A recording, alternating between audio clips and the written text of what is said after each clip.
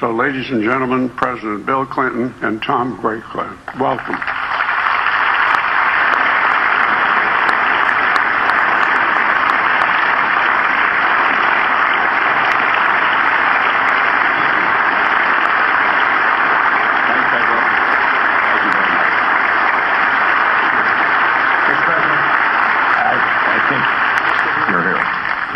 I'm supposed to sit on your left? I don't often get to give orders to Commander-in-Chief, so I'm very happy to be able to do that. First of all, I'm very pleased to be here for what I think is one of the most compelling issues of my lifetime as a political journalist. And I think it's going to be a defining issue not just for the rest of this election cycle, but for a long time to come. And I'm very pleased to have the opportunity to interview President Clinton, who paused in his world travels to come down here because he cares so deeply about the subject that brings us here today. I've just spent, Mr. President, the last 3 weeks, as we were talking backstage, going around America in a way. I was doing a series of town halls, Mid-Atlantic, Eastern Seaboard, the Midwest, Southwest, the Far West, and I detected a kind of uniform reaction to what's going on in this country. There's a mass of people out there that I would describe in the middle who are longing to be led.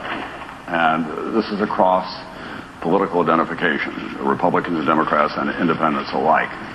If I were to characterize, I suppose, the tone of those audiences and the country, is there's a kind of weariness and wariness about the political system as it is now constituted, especially in this election year and given what we've been through this spring.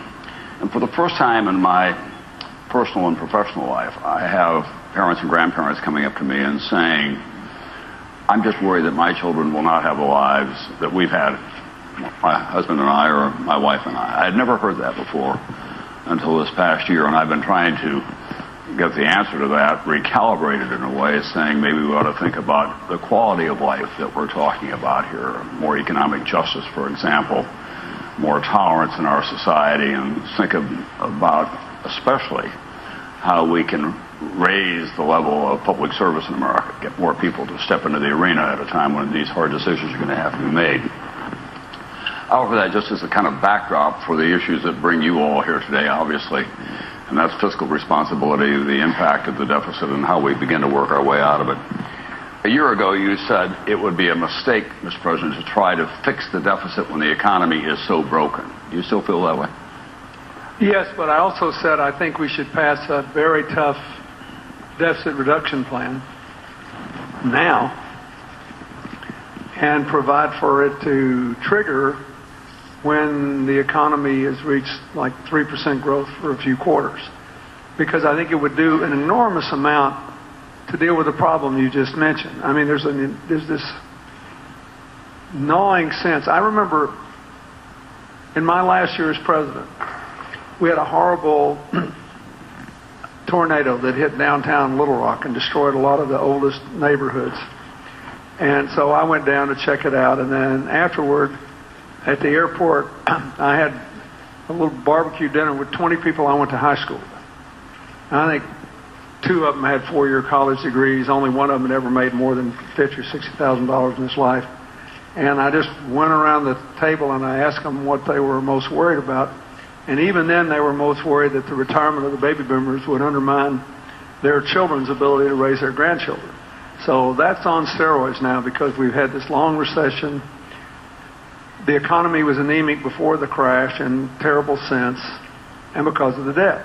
So I favor, what I would like to see them do is to do what Simpson Bowles said. Simpson Bowles said, pass our plan. I'd like to even see them take more out of the deficit more quickly than Simpson Bowles, but they said, pass our plan, but trigger it when there is clearly growth, because you won't have to convince anybody to do it then, because as soon as there's real growth back in this economy with all this public debt out here that has to be financed, interest rates will go through the roof. The cost of financing the deficit will be staggering, and the private sector will be screaming for affordable credit. So, but if we did it now, people would see that we're a serious country. and the American people would feel reassured about it, and the Europeans might have a way out of the box they have gotten themselves in. You see with both the EU and all these recent elections and the UK, if you impose austerity when interest rates are zero and private demand is virtually non-existent, then what will happen is revenues will drop more than you can cut spending. And I was really impressed, actually, after these last elections, that while the political leaders themselves seemed intransigent, ordinary Greek citizens would say things like, we know we had to cut these pension benefits, we know everybody's got to start paying taxes, we know we've got to do some things here, but we'd like to see the benefits of it. So that's what I think. I think we should pass a plan as soon as possible, but do what Simpson Bowles said, trigger it when certain growth projections are met. And you won't have to convince anybody because interest rates will start to rise dramatically. But the chances of getting anything done before the election are slim and none. Probably, but I think that, I think that the two plans ought to be talked about more, or the however many plans there are out there. The president, I think, should talk more about the Medicare savings he has proposed and the defense cuts he has proposed, and the fact that he proposes, and this I disagree with this, by the way, he proposes to take discretionary non-defense spending to its lowest percentage of GDP since President Eisenhower was in office. That's our future budget. And I think both the Republicans and the Democrats, in arguing over their ideological positions, short out the future budget and basically put really poor and vulnerable people in a tough bind. So, but we ought to be talking about this stuff. If he has at least tried to honor the deal he made with the Republicans, and I think he should talk more about it, and I think they should talk more about it. The gentleman that just defeated Senator Lugar said something that I found disturbing, although I kind of liked him personally. He's a very appealing sort of person. But he said, I am totally against any compromise. Our worldviews are irreconcilable, and we just have to keep fighting until somebody wins it all. And if that were the view, there never would have been a Constitution, there never would have been a Bill of Rights, the capital would have never been moved to Washington, D.C., the federal government would not have assumed the debts of the colonies from the Revolutionary War, and nothing else would have happened. But so I think but as soon as this election's over, I think the incentives will be for both parties to make more principled compromise than they have in the past. Let me just add to the context, if I can. This is the page from the Current Economist, the Lexington section, and they often, from the United Kingdom, have a more clear-eyed view of what we're going through here.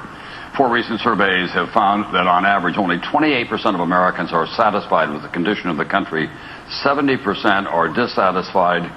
3 recent surveys have found that between 69% and 83% of the Americans believe the country is still in a recession, even though it is not. Yet anyone who prefers the glass half full can find grounds for optimism. The first Boeing 787 Dreamliner has just landed in Washington. It will be decades before China can make such a machine. The IMF is predicting average growth of over 2% for 2012 and 2013. This country still has the world's best universities, more than any other. It is the world's largest producer of natural gas and its biggest food exporter.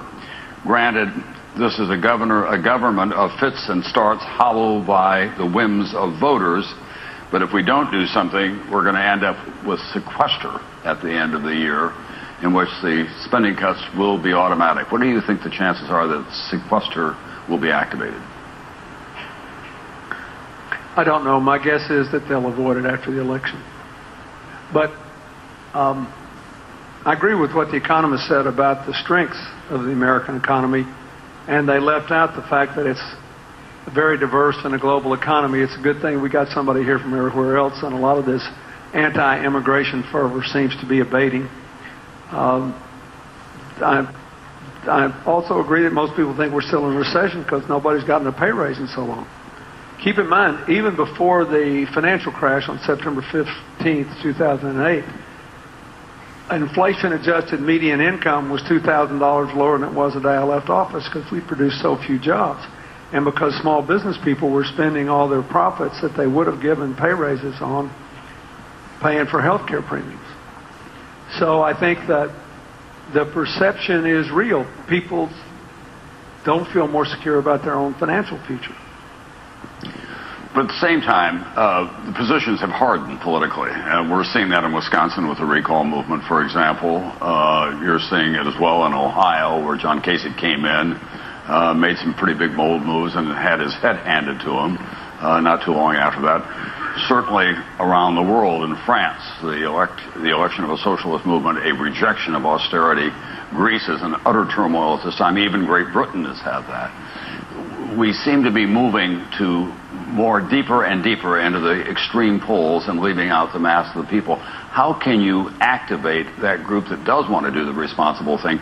Should there be some kind of an extraordinary coalition that goes beyond Simpson-Bowles, that becomes a political movement in this election year and says, in effect, we're linking arms and saying to these two candidates, we want something done that is realistic and we want it done urgently? Well, it'd be great if they could do it, but the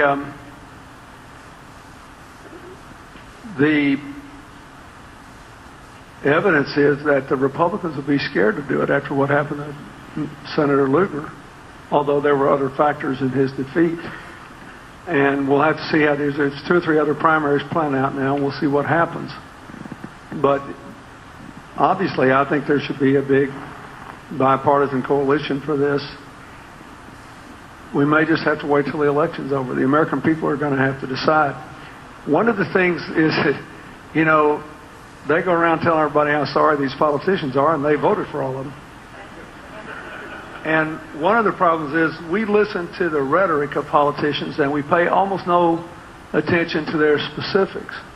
I feel sort of sorry for what's the Tea Party Congress down the House down to 18% approval or something like that. They must be bewildered. All they're doing is what they promised to do when they won that overwhelming victory. It's not like they didn't tell everybody what they were going to do. But we listen to we talk about the body language and the likability and the strength and all that and what's their slogan. Actually, most people you vote for actually try to do what they say they're going to do when they're running. So the American people have got to take some ownership here, too. Meanwhile, I think the politicians ought to be talking more about the hard issues. I think this budget issue ought to become front and center in the presidential election, in all the debates, in very specific ways. I think the opening question of the first presidential debate should be, which of the two of you will activate Simpson-Bowles if you're put in the White House? Could be. Obama will say, I thought they were a little excessive on defense cuts. My defense cuts are only slightly smaller, but I've actually cut more in the first 5 years in Medicare spending than they recommended. And then you'll have to go back and say, yeah, but you hadn't done anything about Social Security. Simpson-Bowles actually makes the Social Security system more progressive. That's one thing I love about it. I would have to pay more or give mine up or whatever, but that would help if you ask the right follow-up. If you ask, okay, here's what they said about X, what's your position on X? In other words, you got to get down to basically the Republicans compared to Simpson-Bowles want too much for tax cuts, not just making the Bush tax cut permanent, but making more tax cuts. And the Democrats are reluctant to commit to the longer-term health care savings and don't yet want to touch Social Security, which I think can be fixed with relatively little controversy, and in a way that would, if you look at the Simpson-Bowles plan, it's very clever. It actually is better for lower-income seniors than the current system. Let's talk political strategy, if we can, for a moment. I know it's a subject that's near and dear to your heart. If you're Mitt Romney and you've emerged from this trial by fire in the Republican primaries, in which you've had to hew very closely to the very conservative wing of the party, how do you begin to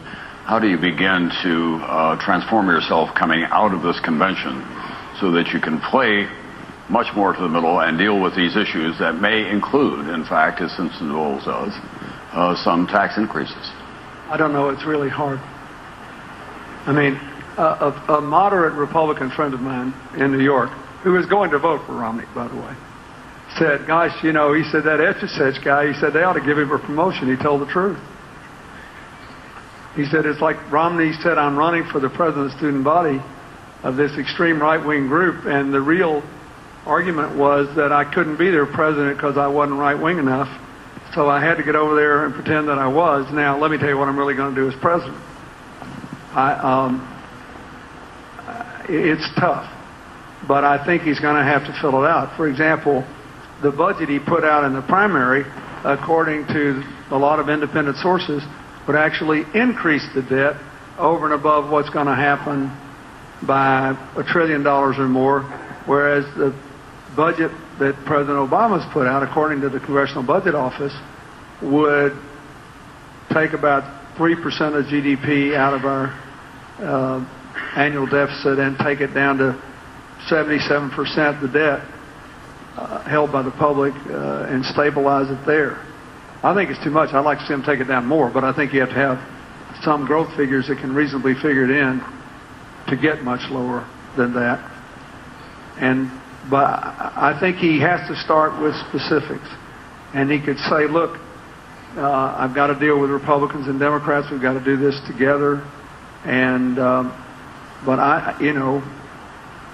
he's hung with the budget he came up with in the primary, which said that the Bush tax cuts weren't enough. He wanted to cut even more on the job creators after 10 years when we've had no jobs. So I think it's a difficult thing. I don't know how he's going to do it. And he had to announce his own health care bill as a solution for the national average. I'll tell you an interesting thing about that. Massachusetts has expensive health care. It's 7th highest in the country. Before Romney signed the health care bill with the individual mandate, it was the 2nd most expensive health care in the country. In other words, since it was signed, inflation in health care costs in Massachusetts has been substantially lower than in the country as a whole, because they took a lot of sand out of the gears, a lot of the cost shifting and paperwork associated with large numbers of uninsured people. It would be a good thing if he can embrace that again, but I don't know how he can. Or at least, you ought to have some incentives for this depends in part on what the Supreme Court does, but it depends. This is, from the point of view of the budget, I think the biggest item. That is, there's a recession component to this huge deficit in our debt, where at worst case you had spending at 24% of GDP and revenues at barely above 15%. So if you had, let's say, 3% growth for a couple of years, it would probably correct to 21% in 17. When I was president, we had the balanced budget. We had revenues at somewhere around 20 to a little over 19, and spending was always a little under 19 down to close to 18. So we had 4 surplus budgets in a row, 2 of them without any of the Social Security Trust Fund. So what you really need is a plan that closes the structural deficit, knowing that the rest of it will be closed or not if you have growth. And maybe Romney can just come out with a new plan based on what I would say is the Congressional Budget Office says these numbers don't add up. I don't agree with them because I think you always get more revenues when you cut taxes, notwithstanding 30 years of evidence to the contrary. And so here's my new plan. But it's a very big challenge for him. A very big challenge. I feel a lot of sympathy for him because the whole primary was about trying to find somebody that was a true conservative. And so, but they're going to vote for him anyway, those people, I think, because they think he's more conservative than President Obama, which he clearly is. So if I were in his position, I would, I think, use the Congressional Budget Office numbers saying my deficit, my plan, increase the debt, and say that, no responsible president can pretend that an independent analysis of his numbers don't matter. That's, I think, his best avenue back into the real world. Do you think it's possible for him to enlist and activate the moderate Republicans like your friend in New York who's going to vote for him and put together a group around the country that can make a big public statement about what is necessary, A, to get him elected and get the country back on the right track, or in both cases, both parties been taken over by the more dogmatic sets on the left and the right? For one thing, that's just not true. There have been two different independent analyses in the last couple of months about this, and they said if you believe there was a center, let's say in my second term, that in the Senate, the Republicans have moved 3 times as far away from that center as the Democrats have, but in the House they moved 12 times as far away from that center as the Democrats have. Now, I'm not saying my party's not blameless. We've got to do something about health care and Social Security in our budget, whatever happens on taxes, in order to free up some investment in the future, the key to our growth. I think there ought to be corporate tax reform, for example, tied to funding this infrastructure bank with a public-private partnership, because you get a good return on investment on it, and we're about the only major country in the world that doesn't use private capital with public capital to modernize infrastructure. But I think that, the Republican position that tends to prevail in these hot primaries was expressed by the gentleman who beat Senator Lugar, who says, I'm just against compromise. We need to stop it. It's weak. It's foolish. Our views are irreconcilable. We have to force the American people to choose which one of us is right. If that prevails, we're toast. We'll look like a Bush League country. Because one party, our party, the Democrats, will look like we're hanging on to the status quo of our budget will be we can balance it better than they can, but it'll be so much on the baby boom generation and on healthcare delivery systems that haven't been modernized that we will be holding on to the past too much, and their budget will be in la-la land because it will defy arithmetic. And it will just say, just cut every millionaire's tax like Bill Clinton to zero 1,000 flowers that bloom, in spite of the fact that they never produce as many jobs with that as we do with a more balanced approach where you invest and balance and try to grow. Let's talk about politics about this in a more specific way, if we can, for a moment. Wisconsin. It's going to be one of the milestones of this year, what happens with the recall effort, money pouring in from both sides. What would have happened when the governor took such a hard position on the unions and when he said we're not going to have collective bargaining anymore for the public unions? What would have happened if those unions had said in a kind of grieved voice, Governor, we just want to come sit at the table with you and work all of this out. We're not going to just gather outside the Capitol. We're not going to start a recall, but invite us in. This is our future as well as yours. This is our state as well as yours. We stand on the steps of the Capitol wanting to come in to the inner chamber, sit down with you, and negotiate this in a way that has traditionally been done in this country. Would that have been a better strategy for the unions? It might have been a better strategy, but I think they would have wound up in the same place because he was elected on a promise to break them. And the people voted for him.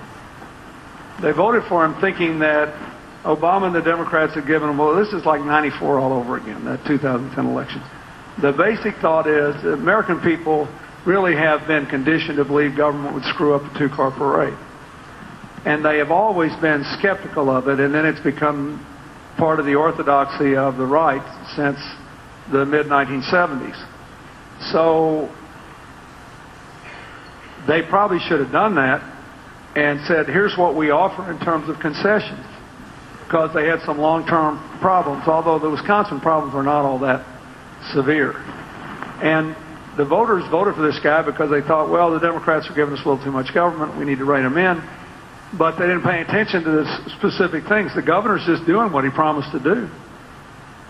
But again, voters often vote on the thematics and the direction, and they think we're all a bunch of slugs who don't care about our commitments. Overwhelmingly, people running for executive office actually try to do what they say they're going to do. And increasingly, since Newt Gingrich proved you could nationalize a midterm election, people running for Congress try to do the specific things they promised to do on the assumption that the voters actually ratified that course.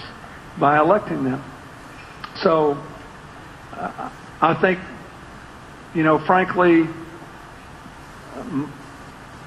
they just decided that they had rolled over and played dead long enough, and that somebody needed to beat them, since they got beat by an extremist rhetorical campaign. So they said, the Republicans have taught us that the harder you are and the more extreme you are and the more demonizing you are of your opposition, the more likely you are to win elections.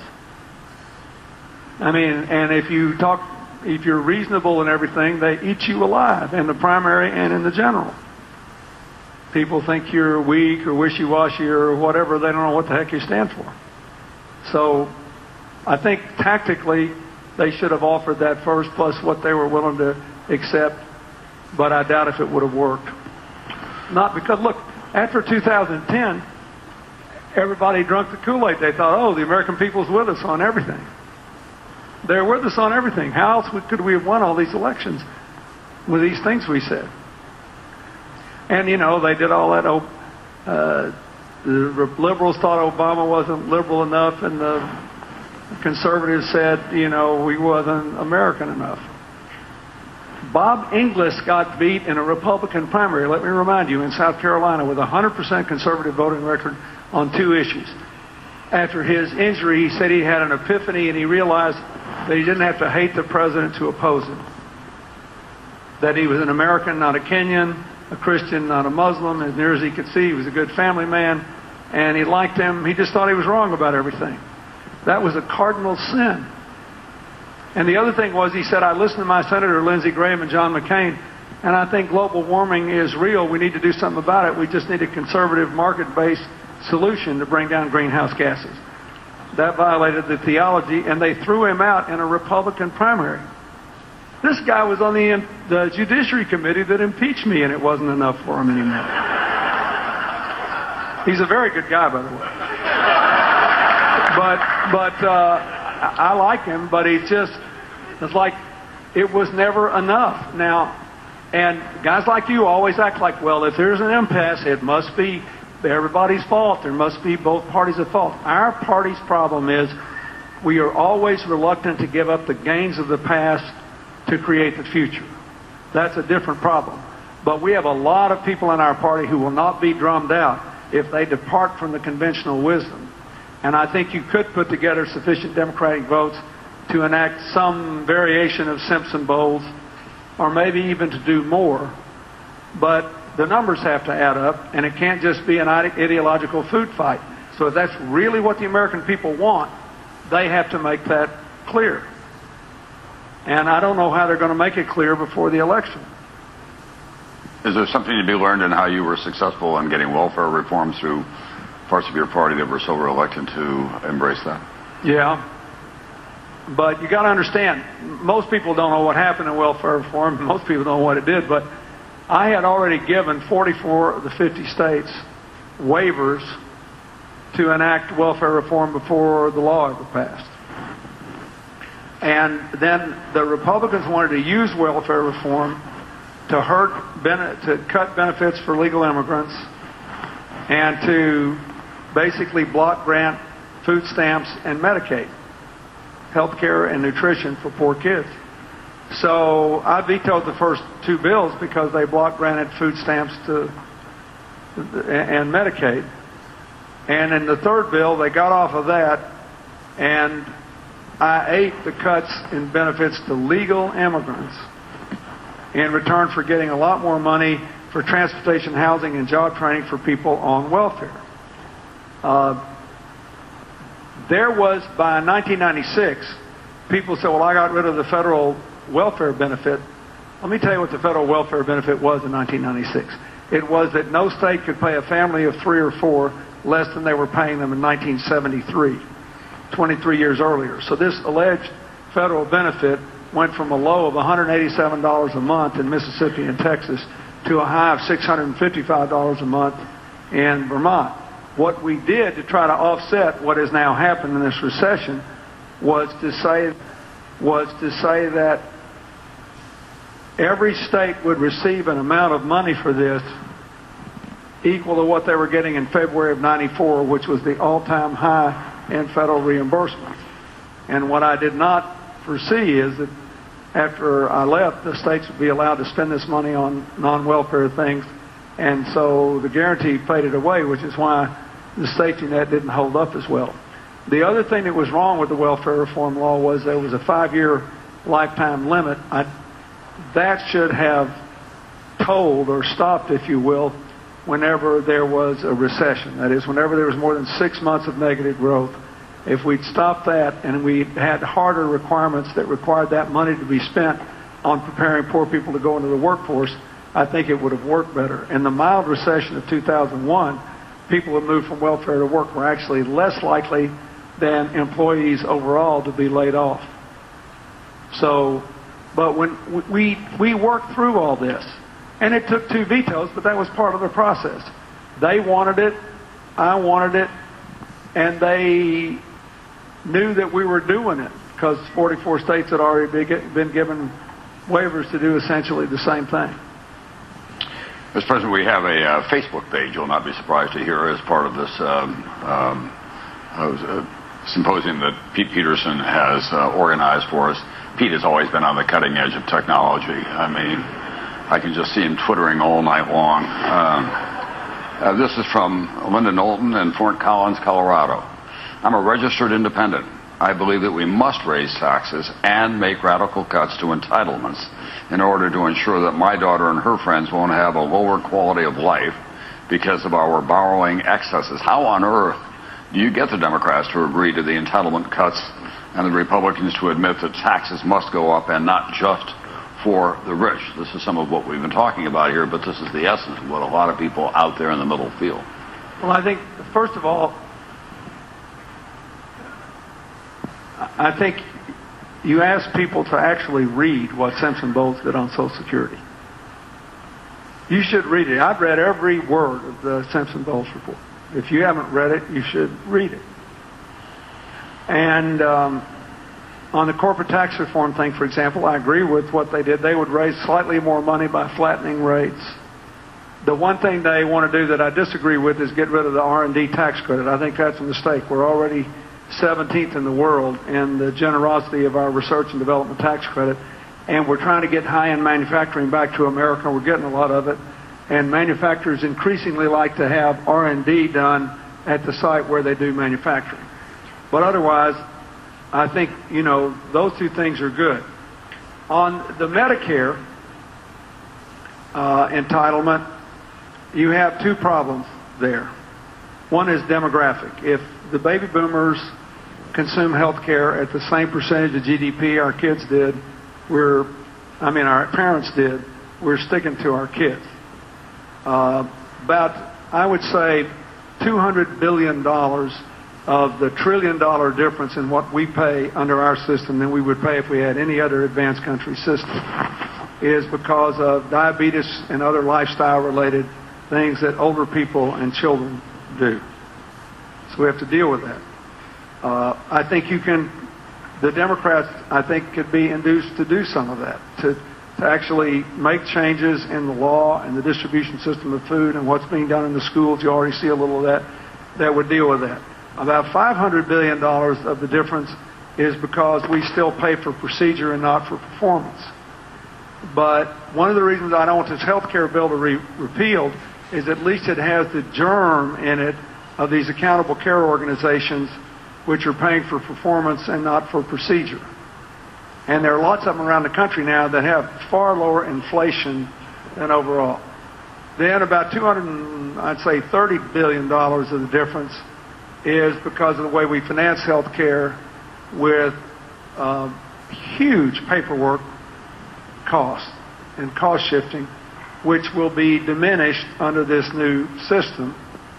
We've already had $1.3 billion in health care premiums returned this year under the 85% rule. So I think the Democrats should be willing to gamble that the ideas that are just floating around but not pushed through in this budget, the difference in the Obama plan and the one I passed is it might have less government, but it did have a very hard health care budget because every other country in the world has one. And everybody said Bill Clinton's trying to ration health care. We ration health care every single day in America in millions of ways that we don't see. But the president, even with 60 votes to overcome the filibuster, couldn't get a budget through. I understood that, a budget cap. So I think that we could get the Democrats into this if they thought that they weren't going to be accused of putting the country at risk by taking defense reductions that are basically related to ending the wars in Iraq and Afghanistan and shifting to more mobile forces like these special forces like the Navy SEALs that went after bin Laden. You know, there's a whole lot of effort now being exerted to training to figure out how we can deploy mobile forces even more quickly, where technology's going, and we don't need a Cold War military structure to do that. So I think if the Republicans showed a willingness to work with us on the defense cuts and some willingness to do something on revenues, I think we could get there. And I agree with the gentleman. You know, I don't think it would kill the country if we had growth to have the tax rates across. This is just me now. This is not, I'm not speaking for the White House, but I think you could tax me at 100% and you wouldn't balance the budget. We are all going to have to contribute to this. And if middle-class people's wages were growing up again and we had some growth in the economy, I don't think they would object to going back to the tax rates that obtained when I was president. The country did pretty well then, and very few people thought they were overtaxed because we had a growing income, tight labor markets, low inflation in health care, and rising wages. You got to put it all together to make it palatable. But again, I think that we can't be in a position where one of the negotiating partners says that's non-negotiable. Not only will we not raise taxes, we want the Bush tax cuts and we want more tax cuts, and we want the right to disregard what the Congressional Budget Office says that our budget will do to the bill. You can't do that. It's hard to have a deal if there's no arbiter. And I didn't always agree with what CBO said when I was president, but we had been through 12 years where the debt had gone up 4.5 times in the 12 years before I took office, and the government always had these rosy scenarios. So I instructed our Congressional Budget Office to try to always be at least as conservative as the Congressional Budget Office was, our OMB, I mean. And it worked out pretty well for us. But I think you could get there. I believe you could put together enough Democrats if you could make the simple argument that you simply cannot spend all your money on the present and the past. And we may have a better balanced budget plan than the Republicans do, or a better debt reduction plan, because the numbers add up, but it's still too heavily bogged down in health care and in retirement costs of the baby boom generation. So it's too oriented toward yesterday and today, and I don't think it's a good idea for us to have discretionary spending where it was when Eisenhower was president, when we're 15th in computer download speeds, and South Korea is 4 times faster than we are. I don't think and I could give you I don't think it's a good idea when we've fallen in 12 years from 1st to 15th in the world in college graduation rates, when you can say whatever you want about whether people are getting their money's worth. The unemployment rate among college graduates is half what it is among people who don't have a college degree. I don't think it's a good idea to take it that low when we know if we retrain even middle-aged unemployed workers for jobs that will be available, which the Cleveland Clinic is doing with the community college in Cleveland on healthcare jobs that'll be there whatever happens to the healthcare. I don't think we ought to be gutting that. I think it will hurt us significantly with the economy over the long run. And it's a piddly little amount of money. Erin Burnett is taking copious notes off stage because she's going to interview Speaker Boehner later this afternoon. So I think the president's helping her out some. Don't make much of a fight, because we're doing something for Flight 93 tonight together, and I want him to speak to me at least when he stays. Constituencies and their part and all. I had a little, not a dust-up actually, but a little exchange with the AARP when they had commercial that ran at some length in December, I think, of last year, or maybe in late November, in which you may remember the kind of tough guy comes onto the screen and says, "Who am I?" Comes onto the screen and says, "Who am I?" And then they fill in behind him, "I'm the AARP. We need our benefits, and we want all these benefits, Medicare and Social Security," and it was kind of in your face. So I went on Meet the Press and said something about that. It seemed to me that there was a better way of dealing with that. You know, we have lots of people in the AARP who could probably afford, for example, Social Security as outlined in... Absolutely. I think, look, if you live to be 65 in America today, for all of our life expectancy is not high compared to a lot of other countries. But if you get to be 65, you're in the oldest senior population on earth. And a lot of us are not poor. But half of the people 65 and over are kept out of poverty because of their Social Security payments.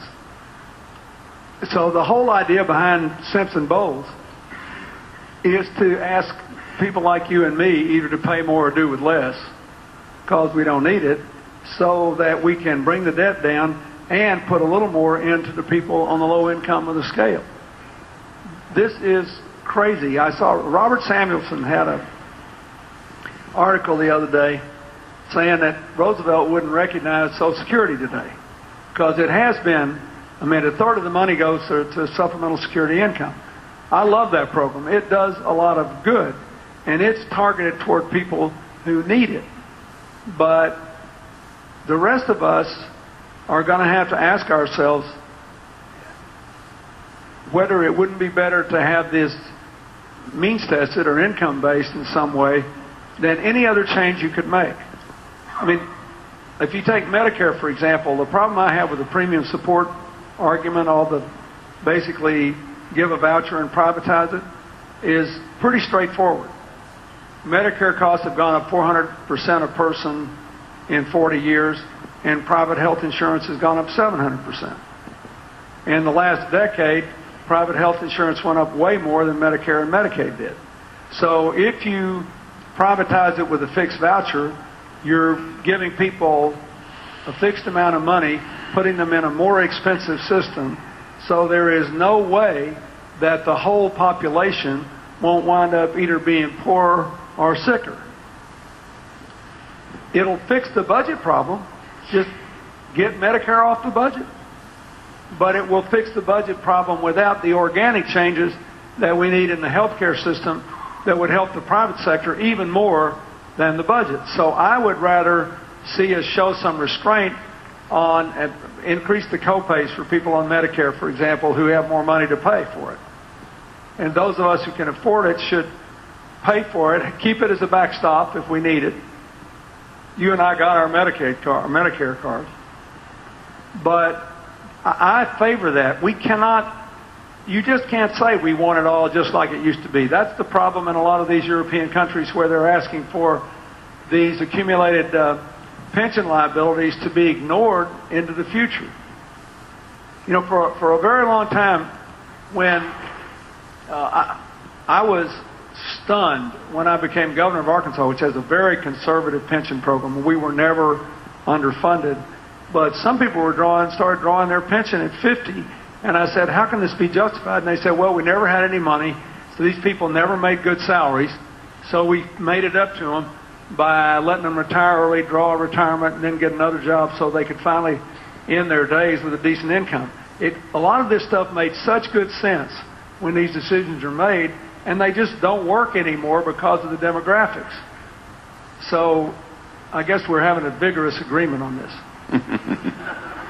Yeah, if that's the AARP's position, I disagree with that. Well, they called me and they changed. They took that ad down, and they have now more of a dialogue ad on there. I care about Social Security and what should I know about it. The one thing you said that I agree with, by the way. Only one? No, but the most important thing is that when you asked me the Wisconsin question, here's what I know. Most of my life has nothing to do with this today. I work in my foundation and I sell medicine in 70 countries. We're building health systems in 30 countries. We're doing agricultural and energy projects all over the world. And here's what I know. The places that work best are where all the stakeholders get together, openly acknowledge their different interests as well as their different ideas, and then talk to each other like they got half good sense. I mean, I was in Brazil last year in Manaus, on the edge of the rainforest, because they're really worried that after stopping 75% of the destruction of the rainforest under President Lula, it's ginning up again for two reasons. One is the sugar cane that they grow for ethanol, and they're the only country in the world that burns more ethanol than fuel. Doesn't use rainforest land, but it pushes the soybean farmers and the cattle ranchers into the rainforest. The other is they need more power, and they're 85% clean power, but it's all hydro, and the only places where the rivers run deep and hard enough to build new dams are in the rainforest. Here's the important thing. I go to this meeting. There's every electric company, every oil company, every big industry, the head of the chambers of commerce, the president of the Green Party, who ran third in the race for president, the representatives of the Native American tribes that are now constitutionally protected there, advocates for poor people, advocates for the environment, and they're all sitting around tables talking to each other like they're intelligent beings. In other words, to go back to what you said, you know, I don't have a vote in Congress. My opinion on the details is not as important as the process. And our politics favors conflict. And the only thing that is working anywhere in the world are creative networks of cooperation. That's why San Diego has the highest number of Nobel Prize-winning scientists in America, because they're the center of the human genome research. That's why Orlando has 100 computer simulation companies, because you got Defense, NASA, Disney World, Global Entertainment Arts, and the video game division of the Global Entertainment Arts and the Universal theme park. They're all supporting this. So if you look at in America or around the world, getting all the stakeholders together with the goal of making an agreement. Doesn't ask anybody to change their mind, doesn't ask anybody to ignore their interests. It just says, in the end, a decision is better than an impasse. That may be more important than anything else in this whole thing. These people are plenty smart. There's lots of really smart people in Congress. And they can figure out how to do this, but their goal has to be to make a deal, not to have a fight. I'll just share with you as we conclude here a couple of experiences that I've had recently that have worked pretty well. The President and I talk about these issues a lot personally. We've known each other a long time. I have the privilege of being on the Mayo Clinic board. It's a nonprofit board, and it's one of the most interesting things that I do. And I was in Phoenix recently, and they brought in a lot of people from the Phoenix area, most of whom I assumed were pretty conservative from a political point of view. And we walked them through the clinic that morning in Scottsdale, putting them in the labs in the ICU, and showed them a couple of the big operations that were going on. And then we all gathered for lunch. And I was going to stand up and talk to them about the place of the clinic in their lives and in the healthcare system in America. And I was trying to think of a way in which I could connect to them. And I said, when you saw those laboratory technicians, or you saw the nurse practitioners and the surgeons who were scrubbing for a very complicated operation, or you were with the medical unit, did you notice, did any of them ask, are you from a blue state or a red state? Did any of them say, are you a conservative or an independent, or are you a Tea Party member?